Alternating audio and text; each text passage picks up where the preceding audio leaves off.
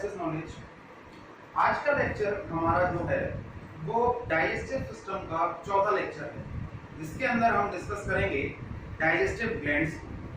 इससे पहले लेक्चर्स में हमने देख लिया है कि जो एलिमेंट्री कैनाल है उसके पूरे पार्ट्स देख लिए। डाइजेशन की जो बेसिक डेफिनेशन होती है, what is the mean of digestion, इसके बारे में हमने थोड़ा समझ लिया। एलिमेंट्री कैनाल के डिफरेंट पार्ट्स के बारे में समझ लिए। अब हम डाइजेस्टिव ग्लैंड्स के बारे में पढ़ेंगे, क्योंकि हमने पहले ही सबसे पहले लेक्चर में जब इंट्रोडक्शन ऑफ डाइजेस्टिव सिस्टम के बारे में बताया था पहले लेक्चर में, तब उस लेक्चर में हमने देखा था कि डाइजेस्टिव सिस्टम को हम दो पार्ट में पढ़ेंगे। एक होता है एलिमेंट्री कैनाल, एक होता है डाइजेस्टिव ग्लैंड्स।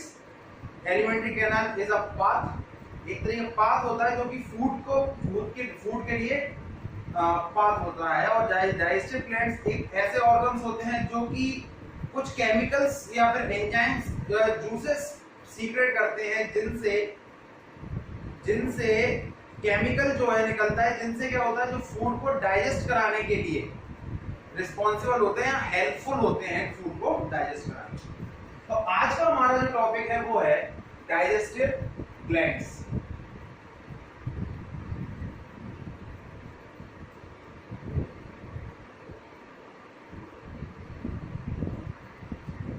पाचन ग्रंथियां क्या होती हैं? पाचन ग्रंथियां, पाचन ग्रंथियां ऐसे एंजाइम्स, ऐसे केमिकल, ऐसे जूसेस को सीक्रेट करती हैं जो कि simplification of food means complex molecule को सिंपलर मॉलिक्यूल में सिंपलर एंड एब्जॉर्बेबल मॉलिक्यूल्स में कन्वर्ट करने के लिए हेल्पफुल होती है, या उनको कन्वर्ट कराती है, उनको कॉम्प्लेक्स मॉलिक्यूल से सिंपल मॉलिक्यूल में कन्वर्ट कराती है। तो डाइजेस्टिव ग्लैंड्स क्या होती हैं? Digestive glands are the organ, these are the organs which produce the secret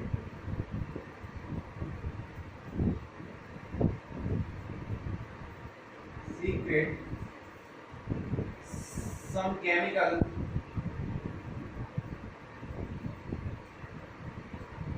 which convert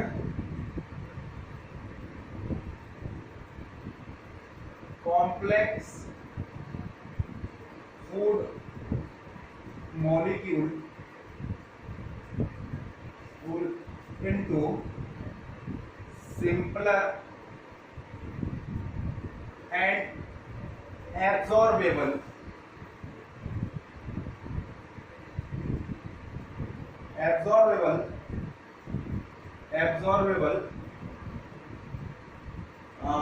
food molecule means just simplification या डाइजेशन कराने के लिए जो हेल्पफुल होती है, वो क्या जो हेल्पफुल होती है वो होती है डाइजेस्टिव ग्लैंड्स। और हमको कौन कौन सी डाइजेस्टिव ग्लैंड्स पढ़नी है जो हमारे लिए इंपॉर्टेंट है, जो डाइजेस्टिव सिस्टम डाइजेशन कराने के लिए हेल्पफुल होती है? सबसे पहले तो हम पढ़ेंगे सलाइवरी ग्लैंड।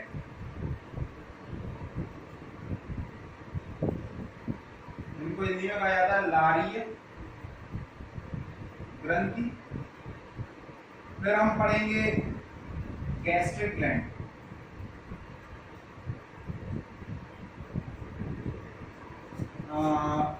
गैस्ट्रिक ग्लैंड को कहा जाता है उदर ग्रंथि।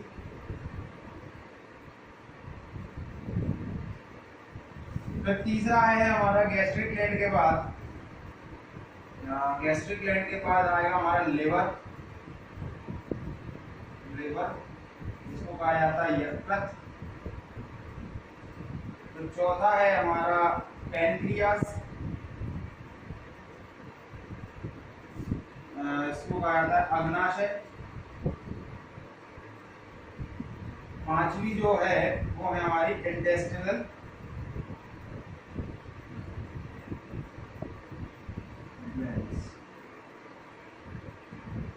इनको कहा जाता है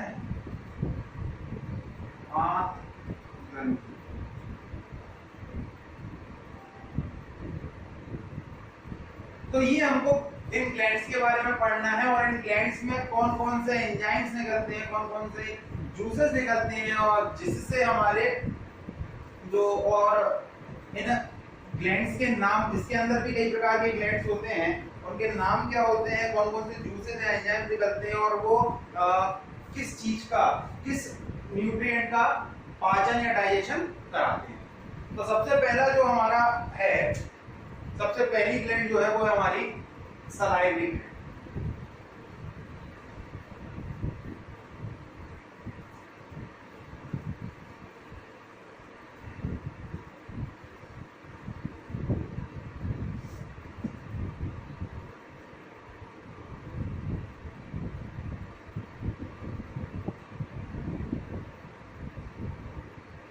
सलाइवरी ग्लैंड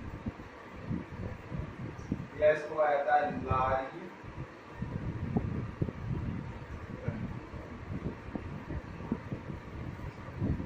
तो ग्लैंड्स, सलाइवरी ग्लैंड क्या होता है कि सलाइवरी ग्लैंड हमारे मुख में पाई जाती हैं। जैसे सपोज दैट ये हमारा, यहाँ पर बना देता हूँ, ये हमारा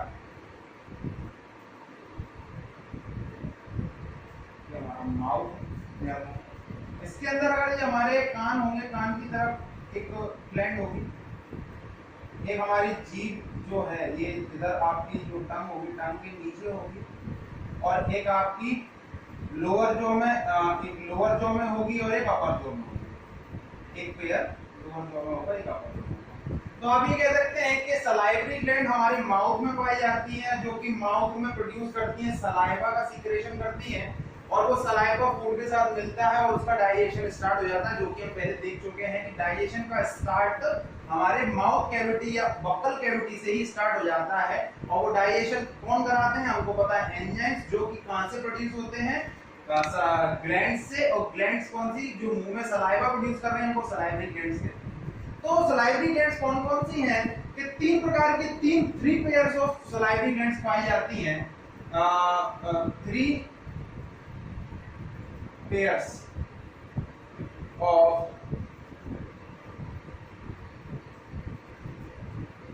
salivary glands,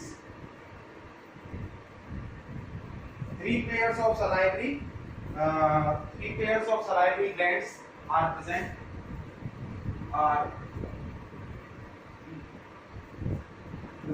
in mouth cavity।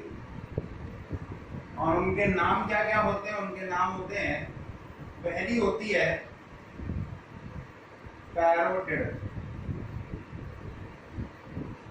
Gland या पैरोटिड सलाइवरी ग्लैंड। इसको हिंदी में कहा जाता है कर्ण पूर्ण ग्रंथि, जो कि कान के पास, कान का है ना, वो कान के पास, इस साइड कान के पास, कान के पास इस साइड कहीं पर रहती है, कान के पास लगी, इसीलिए इसका नाम कर्णपूर्ण ग्रंथि है। दूसरी में दो अलग अलग नाम होते हैं, एक है हमारी सब मैक्सिलरी और एक है सब मैंडिबुलर।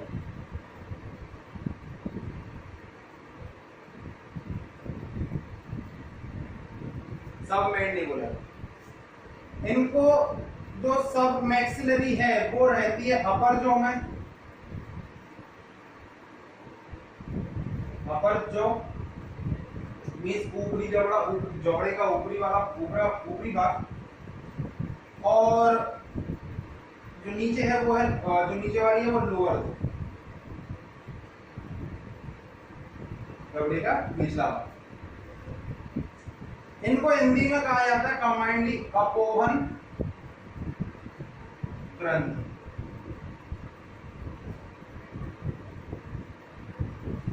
फिर जो तीसरा जो है, तीसरा पेयर होता है, उसका नाम होता है, उसका नाम है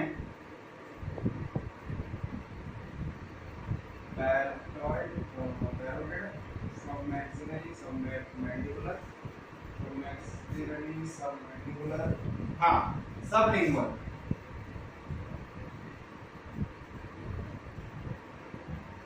सबलिंगुअल। ये रहती है lower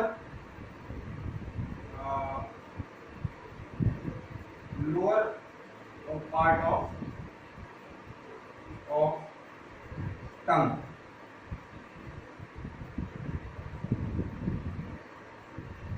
lower part of tongue. अब जो टंग के लोअर पार्ट में होती है, टंग के लोअर पार्ट में होती है और इसको हिंदी में कहा जाता है अधोजिह्वा ग्रंथि, जो जीभ के निचले वाले पार्ट। अब ये सलाइवरी ग्लैंड्स क्या है, कंबाइंडली क्या प्रोड्यूस करती है, सलाइवा प्रोड्यूस करती है। क्या सलाइवरी जूस प्रोड्यूस करती है। ये सलाइवरी ग्लैंड क्या करते हैं, कंबाइंडली सलाइवरी जूस प्रोड्यूस करती हैं या सलाइवा प्रोड्यूस करती हैं, और वो जो सलाइवा मिक्स हो जाता है हमारे फूड में और उसका डाइजेशन स्टार्ट कर देता है। तो सलाइवरी, अब हम देखें कि सलाइवा जो है, जो ये ग्लैंड्स प्रोड्यूस कर रही हैं, वो क्या क्या चीजें प्रोड्यूस करती हैं। मतलब सलाइवा जो है, मतलब उसके अंदर, उस सलाइवा के अंदर क्या क्या है। तो कंपोजिशन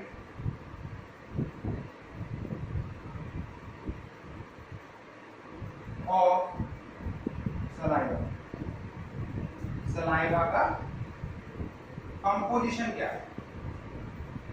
तो सबसे पहले तो देखते हैं कि सलाइवा में अप्रोक्सीमेटली 95% वाटर होता है।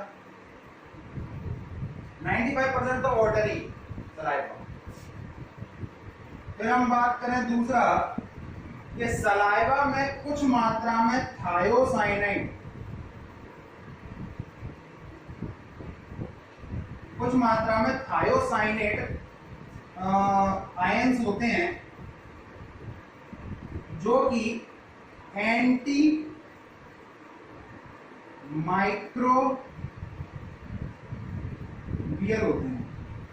जो एंटी माइक्रोबियल होते हैं, जैसे माइक्रो ऑर्गेनिज्म अगर आपके माइंड, आपके फूड के अंदर आ गए, जैसे कीड़े मकोड़े आ गए, तो उनको मारने के लिए आपके सलाइवा में ही कुछ चीजें होती हैं, और उनको मारने के लिए आपके सलाइवा में ही कुछ चीजें होती हैं।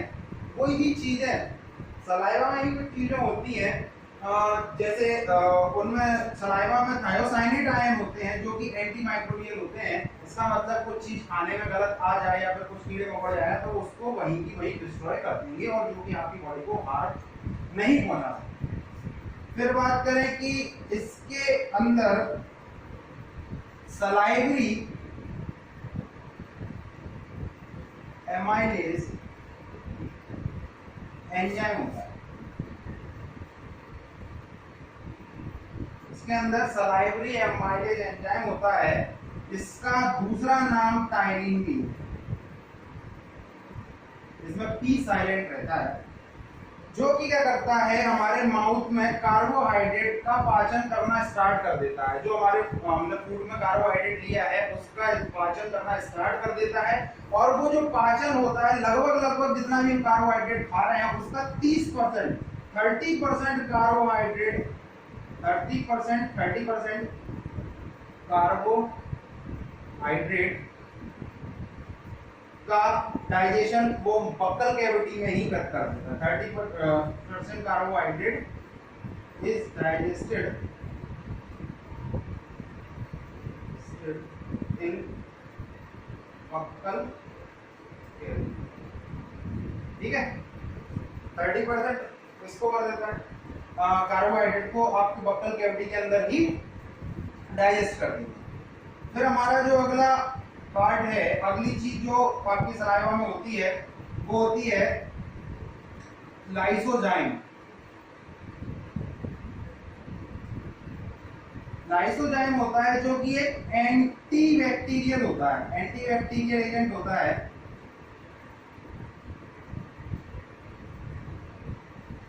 बैक्टीरियल एजेंट हो जाता है, जो हमको एंटी बैक्टीरियल एजेंट होता है, जो कि हमको बाहर से आने वाले जो हानिकारक बैक्टीरियाज हैं उनसे हमको बचाता है। हानिकारक बैक्टीरिया जो है उनसे हमको बचाता है, या बाहर से आने होने वाले इन्फेक्शन से हमको बचाता है। तो ये सारी की सारी चीजें सलाइवा में पाई जाती हैं। कौन कौन सी? आपकी 95% वाटर होता है, थायोसाइनेट आयन होते हैं जो कि एंटी माइक्रोबियल होते हैं, सलाइवरी अमाइलेज एंजाइम या फिर टाइलिन एंजाइम होता है जो कि क्या करता है, हमारे कार्बोहाइड्रेट को का डाइजेशन कराने के लिए उत्तरदायी है, जो कि 30% कार्बोहाइड्रेट को ही हमारे शरीर के अंदर, हमारे बक्कल कैविटी के अंदर ही डाइजेस्ट कर देता है। फिर है हमारा लाइसोजाइम। लाइसोजाइम क्या होता है? एक एंटीबैक्टीरियल एजेंट है, एंटीबैक्टीरियल पिगमेंट है, सॉरी एजेंट है जो कि हमारे सलाइवा में उपस्थित होता है और ये बाहर से आने वाले बैक्टीरियल इन्फेक्शन से हमारी रक्षा करता है। अब सलाइवा हमने देख लिया। अब देखें कि सलाइवा जो है कि हमारी पूरी बॉडी के अंदर सलाइवा आया, मतलब सलाइवा हमारी ग्लैंड्स ने सीक्रेट किया। और ये एक फैक्ट और है कि अप्रोक्सीमेटली नोट लिख के रखा हूं, नोट कि अप्रोक्सीमेटली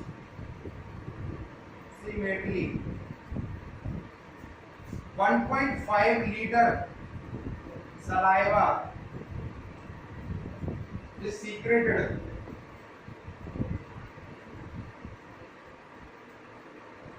in a day। एक दिन में लगभग 1.5 लीटर सलाइवा जो है वो सीक्रेट होता है। इसमें सलाइवा में कुछ आयंस भी होते हैं, जैसे sodium ion, potassium ion, carbonic acid ion, और ये कुछ आयंस इलेक्ट्रोलाइट्स होते हैं जो कि हमारे बॉडी में वाटर के ट्रांसपोर्टेशन के लिए इंपॉर्टेंट होते हैं। सोडियम और पोटेशियम आयन हमारे वाटर के ट्रांसपोर्टेशन के लिए इंपॉर्टेंट होते हैं। तो ये हमारा क्या हो गया कि सलाइवरी ग्लैंड जितनी भी है, सलाइवरी ग्लैंड से रिलेटेड जितने भी क्वेश्चन पूछे जा सकते हैं उसको मैंने कवर कर दिया है। यहाँ पे सलाइवरी ग्लैंड में 3 पेयर होते हैं, पैरोटिड ग्लैंड सब मैक्सिलरी ऊपर वाले में, सब मैंडिबुलर नीचे वाले, जबड़े में या फिर अपर जो और लोअर जो में सब में मैंडिबुलर है और अपर जो में सब मैक्सिलरी है, और सबलिंगुअल जो है वो आपके टंग के लोअर पार्ट में होती है। अब सलाइवा के अंदर क्या क्या होता है? 95% वाटर होता है, थायोसाइनेट आयन होते हैं जो कि एंटी माइक्रोबियल होते हैं, सलाइवरी अमाइलेज एंजाइम होता है जिसको टाइलिन एंजाइम भी कहा जाता है, जो आपके 30% कार्बोहाइड्रेट को बक्कल कैविटी में ही डाइजेस्ट करती है। फिर जो आपका क्या कहते हैं लाइसोजाइम। लाइसोजाइम क्या एंटीबैक्टीरियल होता है, और एंटीबैक्टीरियल होता है जो बैक्टीरिया से हमको प्रोटेक्ट करता है। और sodium, potassium, carbonic acid ion जो है, जो ये भी होते हैं, ये जो सोडियम पोटेशियम आयंस हैं या इलेक्ट्रोलाइट्स हैं जो हमारी बॉडी के अंदर वाटर का ट्रांसपोर्टेशन कराने के लिए बहुत हेल्पफुल होते हैं। अब हमारी ये सलाइवरी ग्लैंड हो गई है। हमारी जो नेक्स्ट ग्लैंड है उसका नाम है गैस्ट्रिक ग्लैंड। गैस्ट्रिक ग्लैंड के बारे में ज्यादातर जो क्वेश्चंस थे या गैस्ट्रिक ग्लैंड से रिलेटेड जितनी भी अधिकतर चीजें मैंने आपको एलिमेंट्री कैनाल के टाइम पर ही चीजें बता दी हैं, पर कुछ चीजें जो एक्स्ट्रा बताने लायक है वो मैं यहाँ पर बताऊंगा, और बाकी सब चीजें आपकी एलिमेंट्री कैनाल वाले पार्ट में मैंने कवर कर दी हैं। गैस्ट्रिक ग्लैंड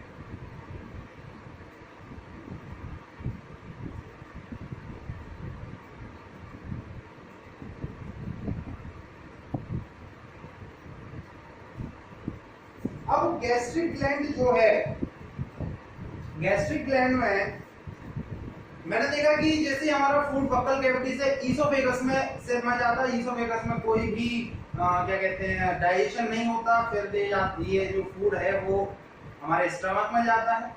अब जैसे ये स्टमक है, जैसे ये ईसोफेगस आया, ईसोफेगस के बाद ये हमारा स्टमक, ऐसे स्टमक की जो सरफेस है उस सरफेस पर छोटे छोटे ग्लैंड्स बनी होती है जिन्हें कहा जाता है गैस्ट्रिक ग्लैंड, जो कि different types of juices gastric juice produce करती हैं।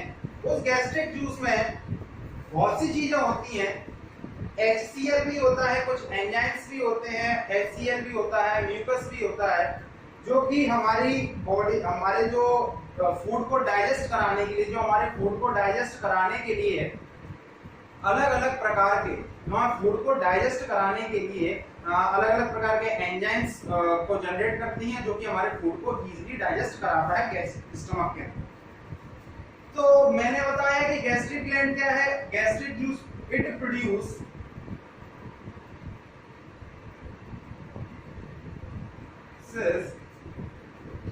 Gastric juice.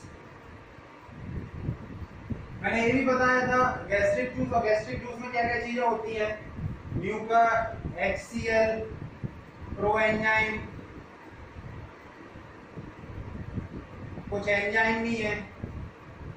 प्रोएंजाइम में मैंने बताया था आपको प्रोरेनिन, पेप्सिनोजन, कुछ एंजाइम गैस्ट्रिक लाइपेज और गैस्ट्रिक एमाइलेज, आपका म्यूकस,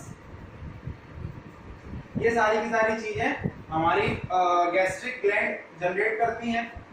गैस्ट्रिक ग्लैंड बेसिकली तीन सेल से मिलकर बना होता है। एक होती है हमारी गैस्ट्रिक, मैं लिख देता हूं कि गैस्ट्रिक ग्लैंड इनर लेयर, तो द गैस्ट्रिक ग्लैंड्स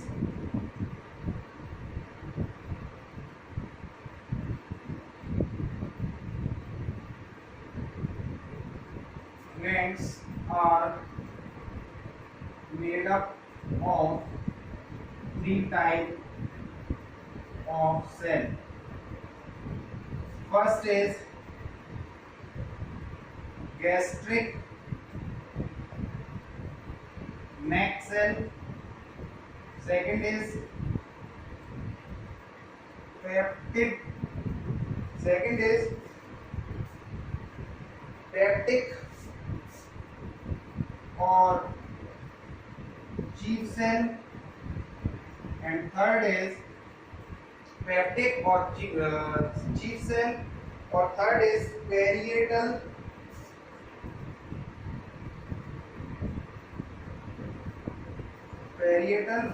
और ऑक्सिंटिक। पेरिएटल, ऑक्सिंटिक। अब ये तीनों की तीनों सेल्स का अलग अलग काम होता है। तीनों के तीनों सेल्स का अलग अलग काम होता है। जैसे गैस्ट्रिक नेक सेल जो है, इसका काम होता है म्यूकस को बनाना, फॉर्मेशन ऑफ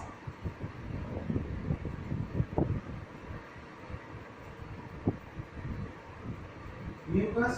पेप्टिक और चीफ सेल का काम होता है प्रोएंजाइम्स, फॉर्मेशन ऑफ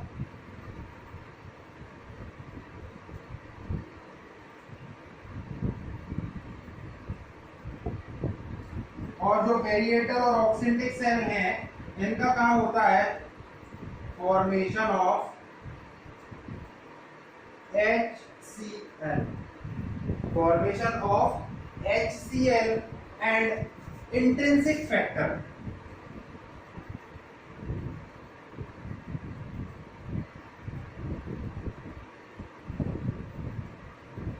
इंट्रिंसिक फैक्टर जो कि क्या करते हैं, अब जैसे अब ये म्यूकस का अपना अपना काम है। जैसे मैंने बताया था कि जब एसिड जनरेट हुआ HCl, तो ये क्या करेगा कि हमारी जो बॉल है इसके अंदर एसिड भरा हुआ है। अब ये जो क्या करेगा, एसिड है, तो ये एसिड हमारी जो स्टमक की बॉल है उनको डिस्ट्रॉय करने का, उनको खराब करने की कोशिश करेगा। तो हमारी बॉडी के अंदर इन्हीं ग्लैंड्स में जो गैस्ट्रिक नेक सेल है वो म्यूकस का फॉर्मेशन कर देंगे, और म्यूकस का फॉर्मेशन जैसे ही हो जाएगा तो वो चारों तरफ हमारी गैस जो आपका स्टमक है, स्टमक की बॉल पर एक म्यूकस की लाइनिंग बना लेगा, और उस म्यूकस की लाइनिंग की वजह से जो हमारा जो एसिड है HCl, वो क्या करता है कि हमारे स्टमक की बॉल तक पहुंच ही नहीं पाता, जिससे वो उनको डिस्ट्रॉय, खराब नहीं कर पाता, उनको हार्म नहीं पहुंचा पाता हमारी स्टमक की सेल को। तो ये एक तरीके का म्यूकस जो है, म्यूकस हमारे स्टमक के अंदर प्रोटेक्शन का काम करती है, प्रोटेक्शन का काम करता है, जो किससे, HCl से। फिर पेप्टिक और चीफ सेल क्या करते हैं कि प्रोएंजाइम्स बनाते हैं, और HCl हमने देख लिया था कि HCl उन प्रोएंजाइम्स को किसमें कन्वर्ट कर देता है, एक्टिव कर देता है एंजाइम्स के अंदर, और वो क्या है फर्दर डाइजेशन में हेल्पफुल होते हैं, कंट्रोल करते हैं डाइजेशन को। अब जैसे फॉर्मेशन ऑफ प्रोएंजाइम्स लाइक पेप्सिनोजन, मैंने बताया पेप्सिनोजन जो कहते हैं प्रोटीन के लिए, प्रोटीन के डाइजेशन के लिए इंपॉर्टेंट है। फिर पेरिएटल सेल क्या करती है, HCl और इंट्रिंसिक फैक्टर। HCl तो पता है जो कि एक्टिवेटर, कैटलिस्ट या फिर एक्टिवेशन का काम करता है, एक्टिवेटिंग एजेंट का काम करता है, जो प्रोएंजाइम्स को एक्टिवेट करता है एंजाइम्स के। इंट्रिंसिक फैक्टर क्या होते हैं, ये एक तरीके के ऐसे इंट्रिंसिक फैक्टर होते हैं जो उस समय मिल जाते हैं हमारे फूड में। जब हमारा फूड गैस जो हमारा फूड स्टमक में आता है, तो कुछ इंट्रिंसिक फैक्टर भी उस फूड में मिल जाते हैं जो कि हेल्पफुल होते हैं। वो factor absorption of vitamin B12 के एब्जॉर्प्शन के लिए जो इंपॉर्टेंट होते हैं। बट जब इंट्रिंसिक फैक्टर के मिलने का काम केवल स्टमक में होता है, और विटामिन B12 का एब्जॉर्प्शन इंटेस्टाइन में होगा, ना कि स्टमक में केवल इंट्रिंसिक फैक्टर्स मिल रहे हैं, और वो फैक्टर्स क्या है, इंपॉर्टेंट रोल प्ले करेंगे in the absorption of vitamin B12।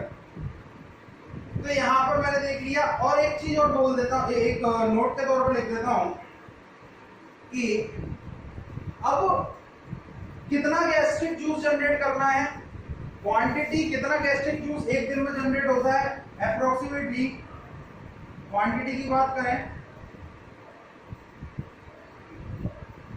Approximately 2 to 3 litre per day gastric juice.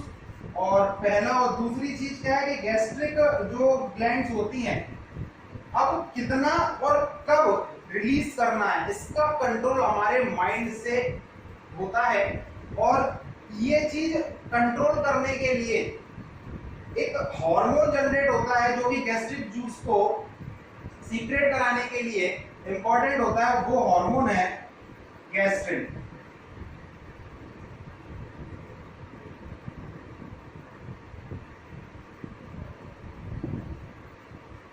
Gastrin hormone को जनरेट कराता है, जो कि जो गैस्ट्रिक जूस को सीक्रेट करने के लिए सीक्रेट करने के लिए कितना करना है, और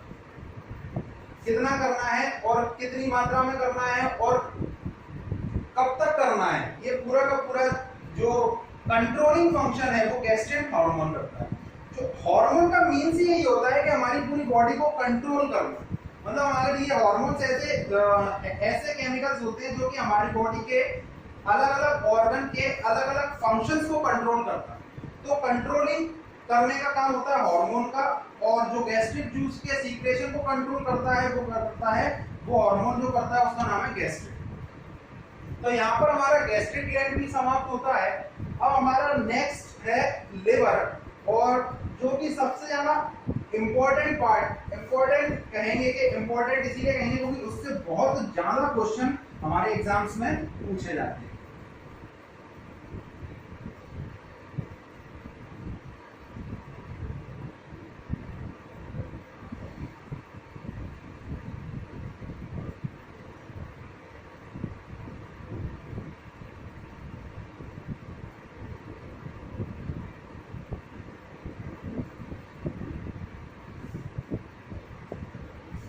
लिवर हिंदी में कहा जाता है इसको यकृत।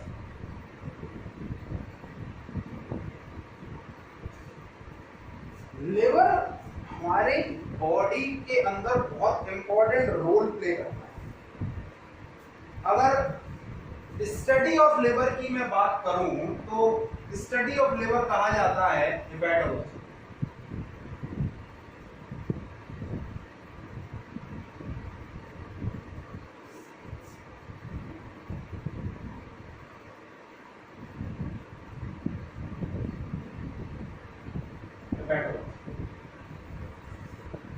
ये एक प्रकार की ग्लैंड है, लिवर के अंदर खाना नहीं जाता क्योंकि तो ये एक प्रकार की ग्लैंड है, एलिमेंट्री कैनाल का पार्ट नहीं है। ये ऐसे जूसेस को प्रोड्यूस करता है, जो कि डाइजेशन के लिए इंपॉर्टेंट रोल प्ले करते हैं। तो सबसे पहला तो study of liver, it is a gland, और इसकी एक खास बात यह है कि ये हमारे शरीर की सबसे बड़ी ग्लैंड है और सबसे वजनदार या सबसे ज्यादा वेटफुल ग्लैंड।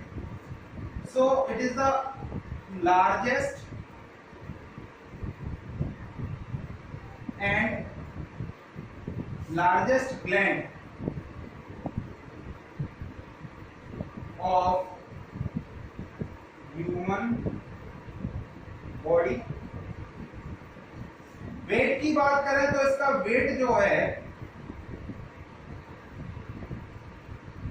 1.22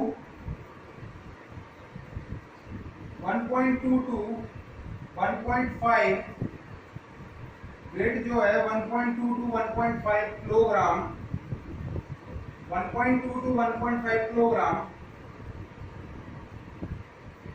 in adults. अब लिवर, मैंने बताया कि लिवर कनेक्ट होता है किससे, लिवर जो है वो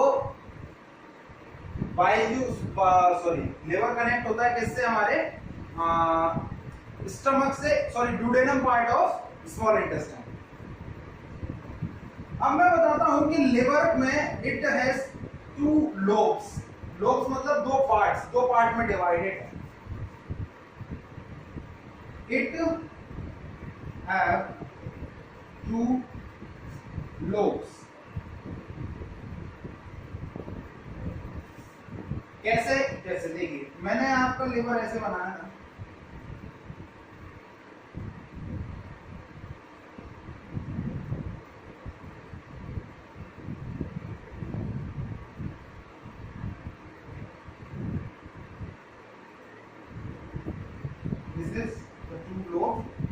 लिवर इस तरीके का बना और बीच में यहाँ पे गॉल ब्लैडर लगा। अब एक लोब को कहा जाता है जो 2 लोब्स में बटा हुआ है। अब ये जो लोब्स हैं, ईच लोब्स बहुत छोटी छोटी लोब्यूल से मिलकर बना हुआ है, और इन लोब्यूल्स को लिवर की स्ट्रक्चरल एंड फंक्शनल यूनिट भी कहा जाता है। जो लिवर जो है, उस लिवर की जो लोब्स हैं, हर एक लोब छोटी छोटी लोब्यूल्स से मिलकर, लोब्यूल्स मतलब कहते हैं कि छोटी छोटी लोब, लोब मतलब बड़ा टर्म हो गया, लोब्यूल क्या होगा कि लोब में भी छोटे छोटे पार्ट, यानी छोटी छोटी लोब कह सकते हैं।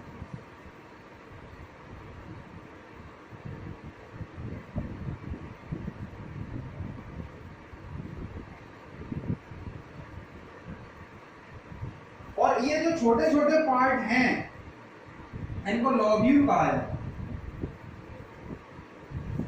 और the structural and the functional unit of liver are lobules and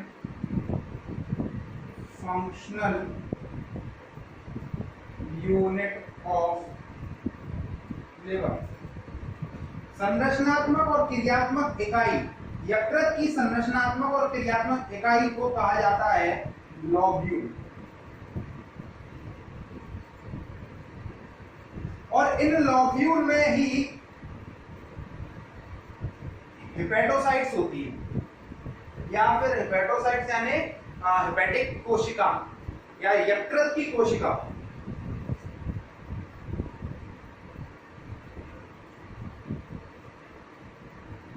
lobules, या फिर हम ये कह सकते हैं विच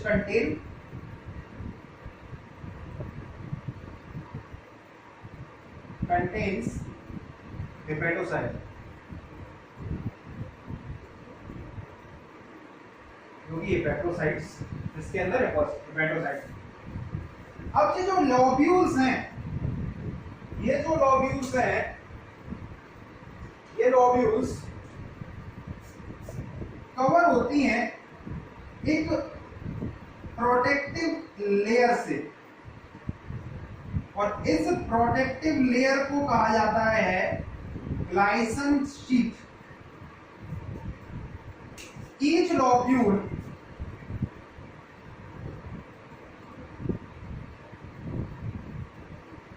is covered with a protective sheath, and this sheath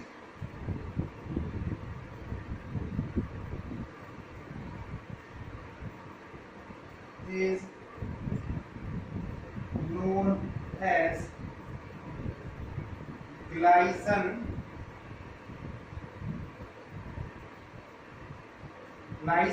sheath.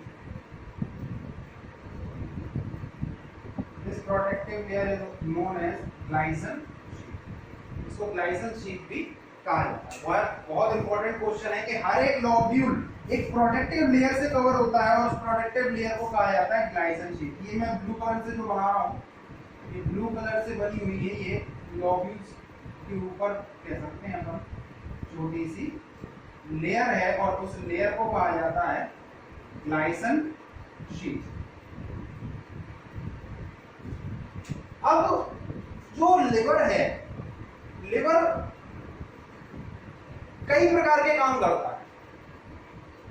तो मैं देखता हूं कि लिवर कई प्रकार के काम करता है, उसके फंक्शंस को हम बाद में देखेंगे। पहले देख लेते हैं कि व्हाट इट प्रोड्यूस। लिवर जो है बाइल जूस को प्रोड्यूस करता है। Liver produces a bile juice. Liver produces a bile juice. Bile juice को कहा जाता है हिंदी में पित्त रस।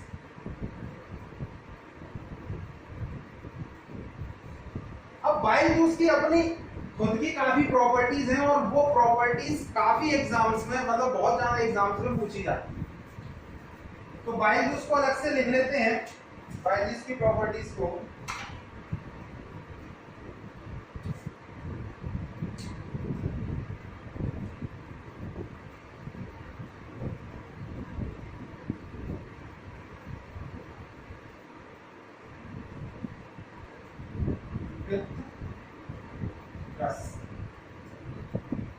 बाइल जूस एक तरीके का ऐसा जूस होता है जिसके अंदर दो प्रकार के पिगमेंट पाए जाते हैं। It contains two type of pigment. Pigment means for the colouring कह सकते हैं, कलरिंग एजेंट कह सकते हैं पिगमेंट को। कौन कौन से? एक है बिलीरुबिन, एक है बिलीवर्डिन।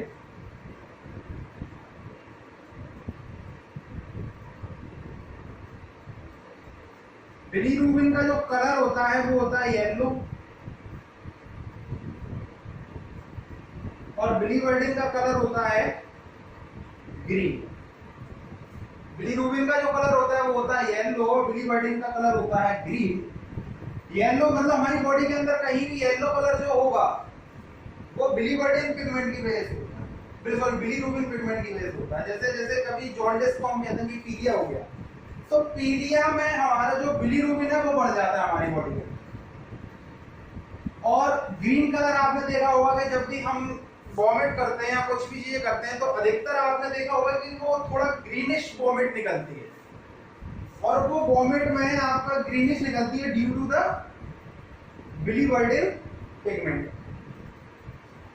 अब एक चीज मैं बताऊं कि very very very important thing is that कि बाइल जूस के अंदर केवल पूरे डाइजेस्टिव सिस्टम में एक ऐसा बाइल जूस ही एक ऐसा केमिकल है जो कि फूड, जो कि फैट को तोड़ने का काम करता है।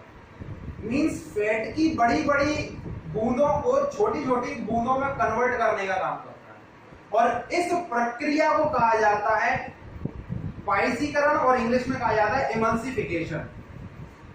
तो इंग्लिश में अपन लिखते हैं कि the emulsification of fat is done by a bile juice. Emulsification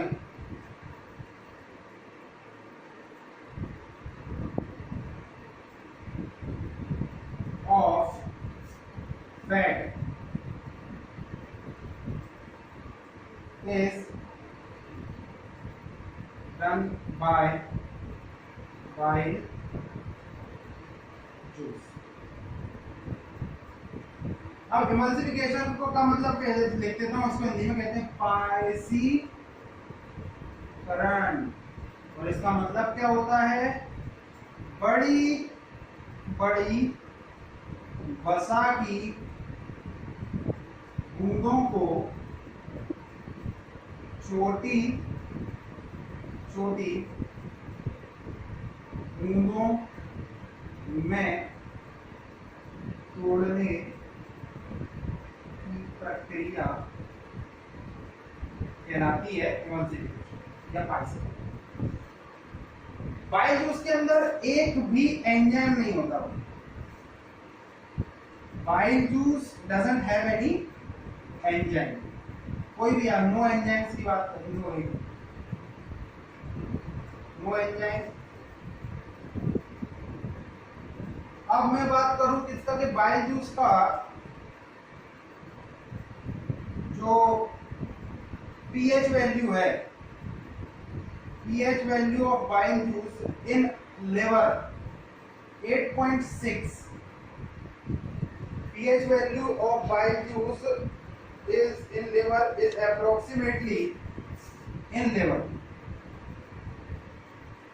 अब गॉल ब्लैडर में भी होता है, तो pH वैल्यू कितनी होती है? 7.4 इन गॉल ब्लैडर। कैसे कि पावर ऑफ हाइड्रोजन इन, देखिए लिवर, अब गॉल ब्लैडर क्या होता है? तो गॉल ब्लैडर एक लिवर के ऊपर एक थैली लगी होती है जिसके अंदर बाइल जूस स्टोर होता है। मींस लिवर ने प्रोड्यूस किया, कुछ पार्ट उसका गॉल ब्लैडर में स्टोर हो गया, और कुछ पार्ट आपका डायरेक्टली निकल रहा है, और कुछ पार्ट गॉल ब्लैडर में स्टोर हो गया। जो पार्ट पीएच, जो बाइल जूस जो डायरेक्टली लिवर से निकल रहा है, उसकी पीएच वैल्यू होती है 8.6, मतलब स्लाइटली बेसिक नेचर का होता है, और जो गॉल ब्लैडर में होता है वो भी बेसिक नेचर का होता है, और उसकी पीएच वैल्यू 7.4 होती है। 8.6 लिवर और 7.4 गॉल ब्लैडर, और 7.4 गॉल ब्लैडर। लिवर में कोई भी एंजाइम नहीं होता, गॉल ब्लैडर कोई भी एक भी एंजाइम नहीं है लिवर के अंदर। अब गॉल ब्लैडर की बात करें तो it is just a storage unit of bile juice. Bile juice को केवल स्टोर करने का इसका काम होता है।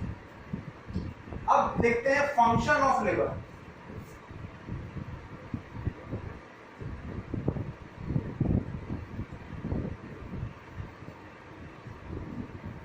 फंक्शन ऑफ लिवर, लिवर के फंक्शन क्या क्या होते हैं? अब बहुत सारे फंक्शन होते हैं, तो सबसे पहला फंक्शन, तो first function of liver is production of a bile juice, जिसके बारे में हमने डिस्कस कर लिया। सेकंड थिंग, एक प्रोसेस कराता है जिसका नाम है ग्लाइकोजेनेसिस।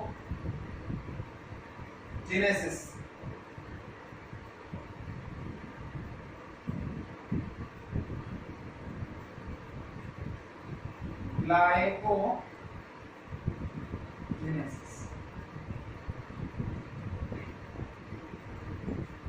तो ग्लाइकोजेनेसिस प्रोसेस जो हो रही है, इसका मतलब ये है कि जैसे जो हमारी हमने फूड लिया, फूड का डाइजेशन करा लिया, फूड का डाइजेशन कराने के बाद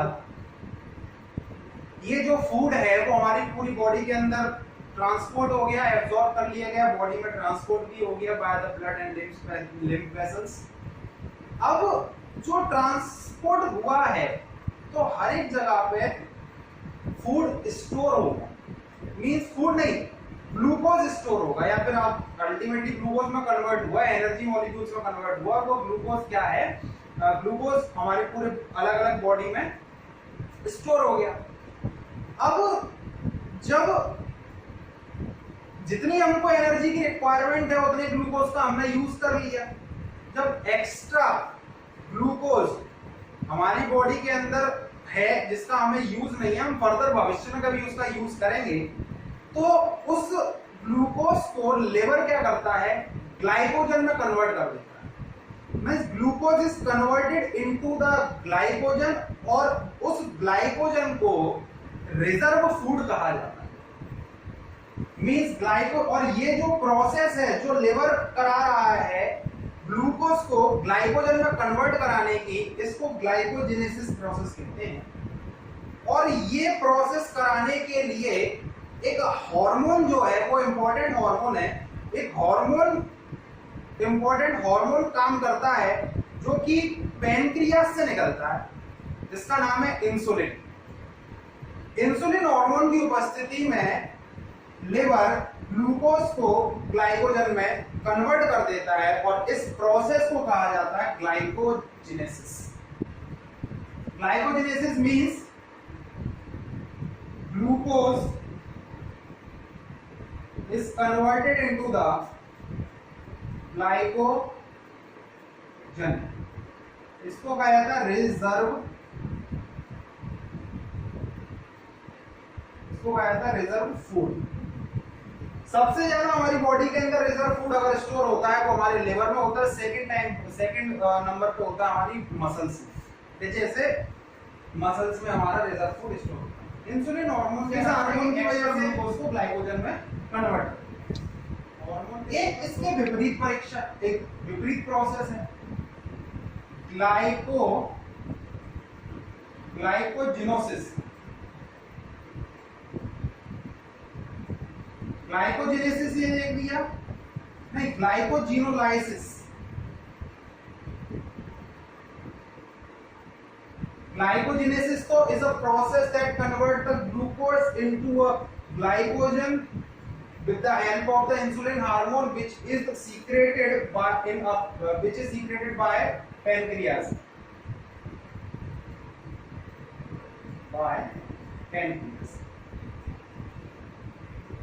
और ग्लाइकोजेनेसिस जो है, ग्लाइकोजिनोलाइसिस जो प्रोसेस है वो, अब जैसे हमारी बॉडी है, अब हमको फूड नहीं मिल रहा, हम तो बाहर से एनर्जी फूड के तौर पे हम नहीं ले पा रहे। जब हम फूड के तौर पे एनर्जी को नहीं ले पा रहे हैं तो हमारी बॉडी के अंदर जो रिजर्व फूड है वही, उसी को हम यूज करेंगे फॉर गेनिंग द एनर्जी। तो glycogen is the reserve food, जिसको हमने पहले कर लिया, जब हमारे पास एक्स्ट्रा था तो हमने रिजर्व कर लिया, और जब हमको जरूरत पड़ेगी तब हम क्या करेंगे, इसको फिर से ग्लूकोज में कन्वर्ट करेंगे। और यही प्रक्रिया कहलाती है कि ग्लाइकोजन रिजर्व फूड या फिर ग्लाइकोजन का ग्लूकोज में कन्वर्ट होने की प्रक्रिया कहलाती है ग्लाइकोजिनोलाइसिस। जब हमको बॉडी एनर्जी की रिक्वायरमेंट होती है, जैसे ग्लाइकोजन का कन्वर्जन किसमें, ग्लूकोज। अब ये भी एक नए हार्मोन की वजह से, इंसुलिन की वजह से ग्लूकोज ग्लाइकोजन में कन्वर्ट हो रहा है, और ग्लाइकोजन ग्लूकोज में कन्वर्ट होगा किसकी वजह से, ग्लूकागोन की वजह से।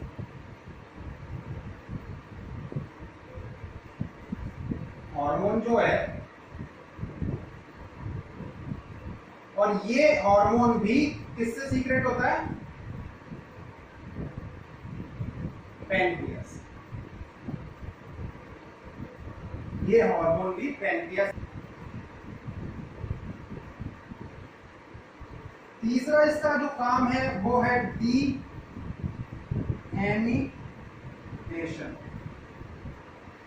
ये एक ऐसी प्रोसेस है जो जो कि लिवर के द्वारा की जाती है, जिसमें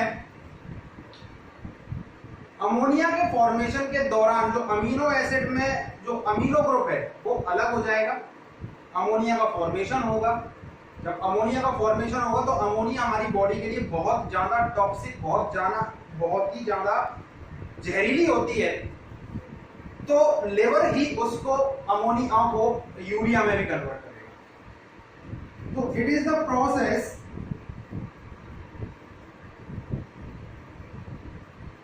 in which amino group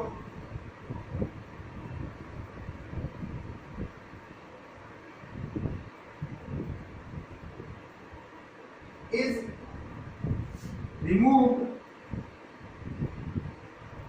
in the formation of ammonia, and ammonia is very toxic in nature, so further liver convert ammonia into urea, and this urea is further excreted from our body through the urine. So deamination, glycogenesis, glycogenolysis, deamination, formation of the bile juice, and bile juice is responsible for the emulsification of fat. And emulsification is a process in which the large molecule, large drops of fat is converted into the small drops of fat. Then कुछ और काम और होते हैं, जैसे haemopoiesis का काम भी करता है आपका लिवर। इसका मतलब होता है फॉर्मेशन ऑफ ब्लड कॉप्स्यूल्स।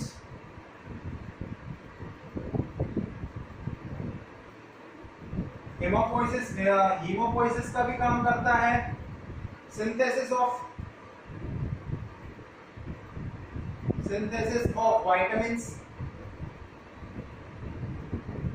विटामिन्स को, जैसे विटामिन ए, इसका जो साइंटिफिक नेम है उसको रेटिनॉल भी कहते हैं, फ्रॉम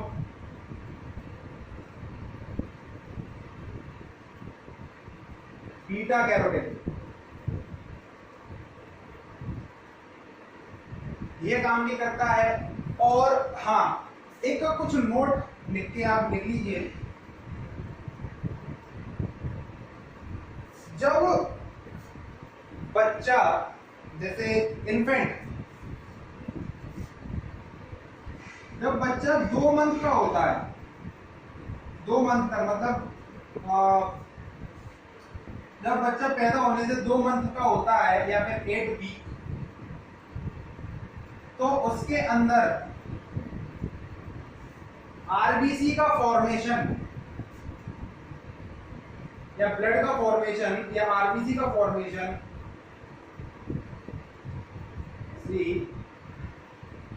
कहां पर होगा? लिवर में। फॉर्मेशन ऑफ आरबीसी मतलब रेड ब्लड सेल या फिर एरिथ्रोसाइट्स भी कहते हैं इनको। इनका साइंटिफिक आरबीसी का फुल फॉर्म है, वो दूसरा साइंटिफिक नेम है एरिथ्रोसाइट। इन लिवर, और 2 महीने के बाद, after 2 months, formation of RBC,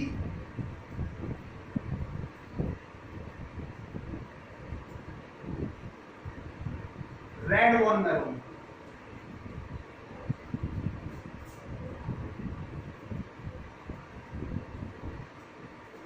और इसको हिंदी में कहा जाता है लाल अस्थि मज्जा। अब मैं थोड़ा सा एक चीज और बता देता हूं कि आरबीसी जो है, life span of RBC, life span of RBC होता है 120 डेज। आफ्टर 120 डेज ये आरबीसी मर जाती है, और ये मर जाती है और मरने के बाद ये कहां पर इकट्ठी हो जाती हैं? या तो दो जगह पे इकट्ठी होती हैं हमारी बॉडी के अंदर, या तो लिवर में या तो स्प्लीन में। इसीलिए ग्रेवयार्ड ऑफ आरबीसी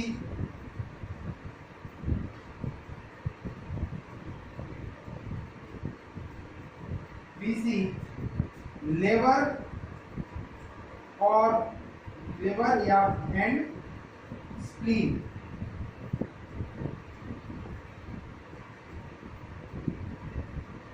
यकृत, स्प्लीन माने प्लीहा। ग्रेवयार्ड कौन सा होता है? कब्रिस्तान।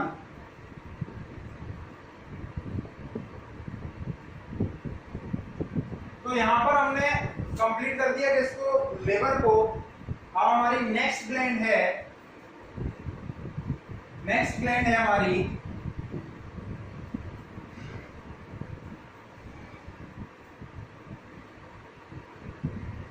पेनक्रियाज या फिर अग्नाशय।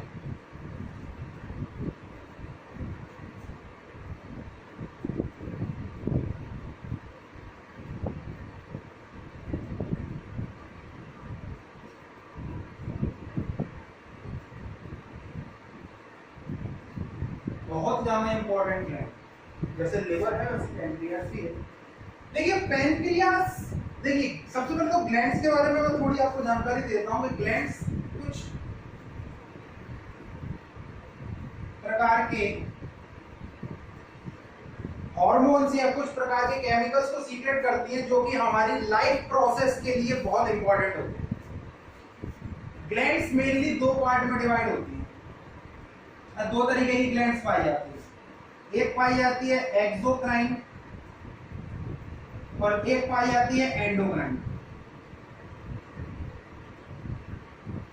एक्सोक्राइन को हिंदी में कहा जाता है बाह्य स्रावी या बाह्य स्रावी, और एंडोक्राइन को कहा जाता है अंतः स्रावी।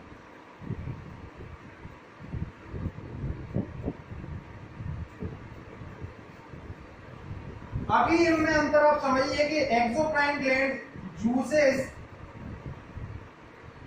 and enzymes सीक्रेट करेंगे,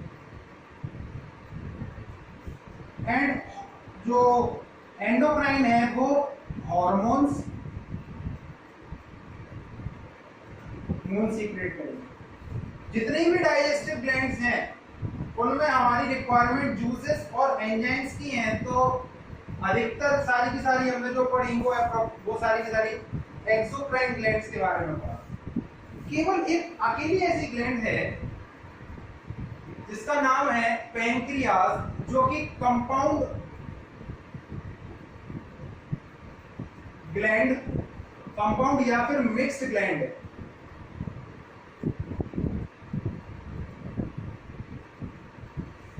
कंपाउंड या फिर मिक्स्ड ग्लैंड है। इसका मतलब ये है कि ये एंडोक्राइन ग्लैंड भी है और एक्सोक्राइन ग्लैंड भी है। क्यों? क्योंकि ये हॉर्मोन्स भी सीक्रेट करती है और जूसेस और एंजाइम्स भी सीक्रेट करती है। Mixed gland means it is a exocrine plus endocrine, और एक्सोक्राइन एंडोक्राइन में डिफरेंस मैंने बता दिया कि एक्सोक्राइन का मतलब जूसेस और एंजाइम्स सीक्रेट करना, और एंडोक्राइन का मतलब होता है हार्मोन सीक्रेशन।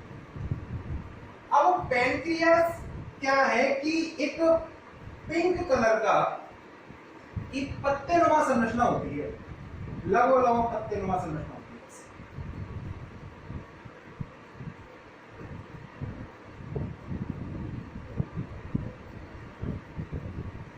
अब इस पत्तीनुमा संरचना की एक खास बात यह है कि ये दोनों तरीके की चीजों को प्रोड्यूस कर रही है, और ये इसकी खोज हमारी बॉडी के अंदर लैंगर-हैंस ने करी थी, और इसकी जो सेल्स होती है जिनसे ये मिलकर बनी होती हैं उन्हें ही वैज्ञानिक के नाम पर आइलेट ऑफ लैंगर-हैंस भी कहा जाता है। The cells of pancreas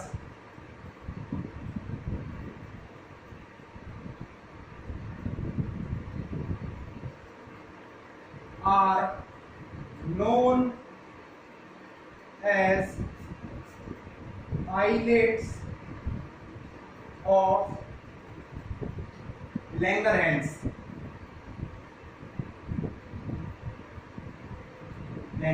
very very important. और ये आइलेट ऑफ लैंगरहैंस होती हैं 4 प्रकार की, और इसके अंदर 4 प्रकार की सेल्स होती हैं।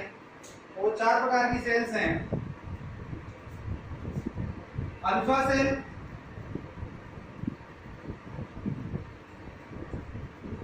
बीटा सेल, गामा सेल और एफ सेल। अल्फा सेल क्या करती है? अल्फा सेल प्रोड्यूस करती है ग्लूकागोन। अब ग्लूकागोन क्या है? ग्लूकागोन एक हार्मोन है, जो मैंने बताया था ग्लाइकोजिनोलाइसिस प्रोसेस के अंदर जो ग्लाइकोजन को ग्लूकोज में कन्वर्ट करने की प्रोसेस है, वो किस हार्मोन की प्रेजेंस में होता है? ग्लूकागोन की प्रेजेंस में। बीटा सेल करती है इंसुलिन, जो ग्लाइकोजेनेसिस प्रोसेस में ग्लूकोज को ग्लाइकोजन में कन्वर्ट करने के लिए जो किस हार्मोन की रिक्वायरमेंट होती है, वो होती है आपकी इंसुलिन। डेल्टा सेल क्या करती है? एक प्रकार का हार्मोन सोमैटोस्टेटिन।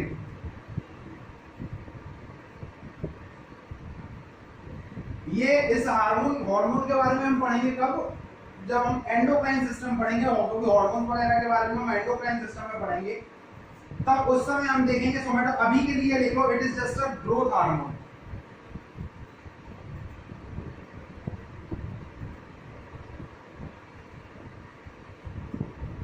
और एफ सेल क्या करती है? Pancreatic juice.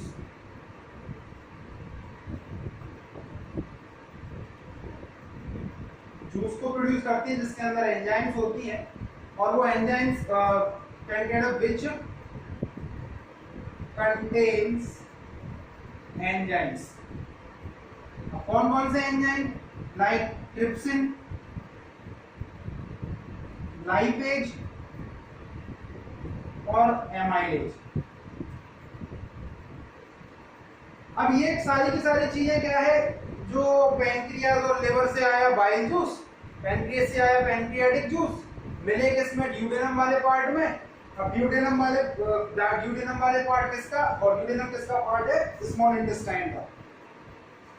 तो सारे का सारा फूड में मिल चुके हैं। ट्रिप्सिन एंजाइम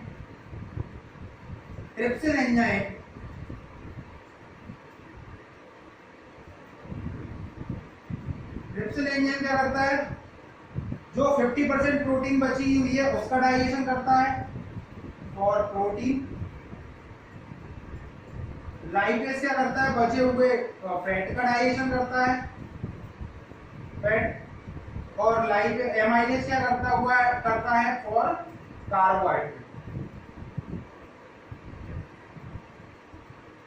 कार्बोहाइड्रेट का पाचन कर देता है। कौन कर देता है? ये आपका ट्रिप्सिन, प्रोटीन, लाइपेज, एमाइलेज। अब हमारा नेक्स्ट है इंटेस्टिनल ग्लैंड। अब ये वही है कि पैनक्रियाज का कंपाउंड कहते हैं, जिसको एंडोक्राइन, एक्सोक्राइन और आइलेट ऑफ लैंगरहैंस भी कहा जाता है। वो आइलेट ऑफ लैंगरहैंस इसीलिए कहा जाता है क्योंकि लैंगरहैंस ने उसकी खोजी थी। आइलेट मतलब एस साइलेंट होता है। आइलेट ऑफ लैंगरहैंस को पैनक्रियाटिक सेल्स भी कहा जाता है। पैनक्रियाटिक सेल्स 4 प्रकार की होती हैं, alpha cell, beta cell, delta cell होती है। Gamma it is a delta cell, not a gamma. Delta cell होती है जो सोमेटोस्टेटिक या फिर ग्रोथ हार्मोन को प्रोड्यूस करती है, और फिर ये अल्फा सेल जो है pancreatic juice with contains enzymes, pancreatic juice को सीक्रेट करती है जो कि एंजाइम्स को, जिसमें एंजाइम्स होते हैं कौन कौन से, trypsin, lipase, amylase. Trypsin enzyme क्या करता है, ट्रिप्सिन एंजाइम प्रोटीन के लिए होता है जो बची हुई 50% प्रोटीन को कर देता है, लाइपेज फैट को, और एमाइलेज कर देता है आपके कार्बोहाइड्रेट। तो अब लास्ट जो हमारी ग्लैंड बची हुई है उस ग्लैंड का नाम है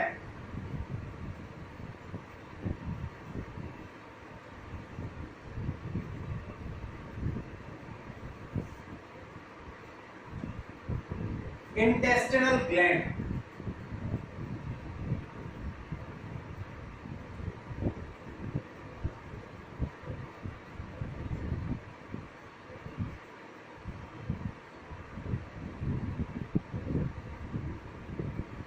इंटेस्टिनल ग्लैंड। अब ये इंटेस्टिनल ग्लैंड क्या होती है कि जैसे कि हमने देखा था कि गैस्ट्रिक ग्लैंड क्या होती है कि स्टमक की सरफेस पर होती है, ऐसे ही इंटेस्टिनल स्मॉल इंटेस्टाइन के सरफेस पे होती है। जैसे suppose that this is a small intestine, small intestine का जो सरफेस है, स्मॉल इंटेस्टाइन की सरफेस पर जो है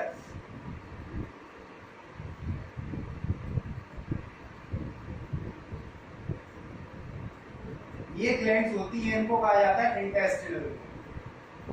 ये भी कई प्रकार के एंजाइम्स को जनरेट करती हैं, और जो एंजाइम्स को जनरेट करती हैं, इन एंजाइम्स से क्या होता है,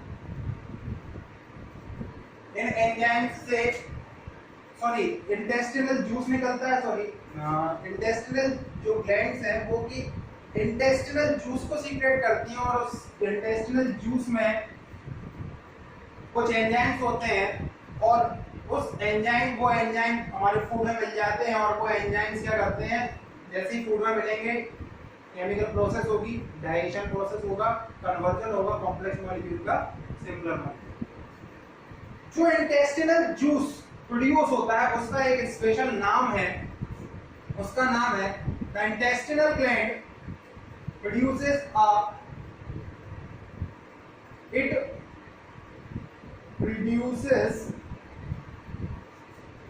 juice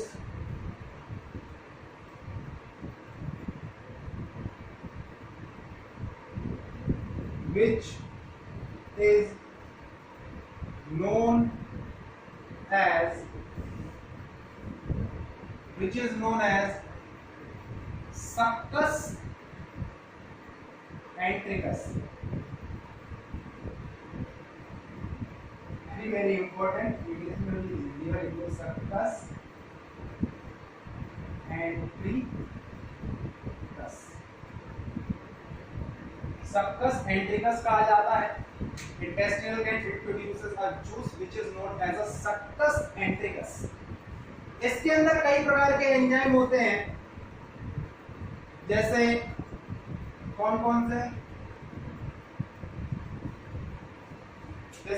से एंजाइम होते हैं इसके अंदर, कई प्रकार के लिपोलिटिक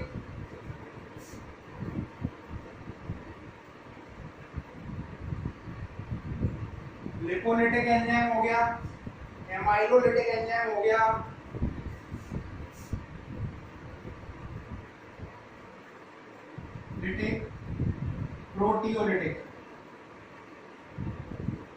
प्रोटियोलिटिक एंजाइम भी। अब क्या होता है, ये मिल जाते हैं हमारे फूड के अंदर, सब में ट्रिप्सिन भी है, ये भी है, क्या कहते हैं, लाइपेज भी है, एमाइलेज भी है, सारे के सारे मिल गए। क्या करेंगे, फूड को डाइजेस्ट करेंगे। अब देखो कि फूड डाइजेस्ट होने के बाद फूड को अपने एब्जॉर्बेबल फॉर्म तक डाइजेस्ट होना है, तो वो बहुत क्लोज मतलब बहुत ज्यादा वो डाइजेशन, फाइनल डाइजेशन कहां पर होता है, फाइनल एब्जॉर्बेबल पार्टिकल में कहां कन्वर्ट होते हैं, जस्ट कहां पर, बिल्कुल आपके जो सरफेस है ना, inner lining of small intestine, वो उसकी सरफेस के बगल में ही होते हैं। और इसी इंटेस्टिनल जूस में कुछ एंजाइम होते हैं, जैसे डाइपेप्टाइड्स, न्यूक्लियोसाइडेज, डाइसैकेराइडेज, ये सारे के सारे एंजाइम्स क्या करते हैं, फाइनल कन्वर्ट कर देते हैं पूरे के पूरे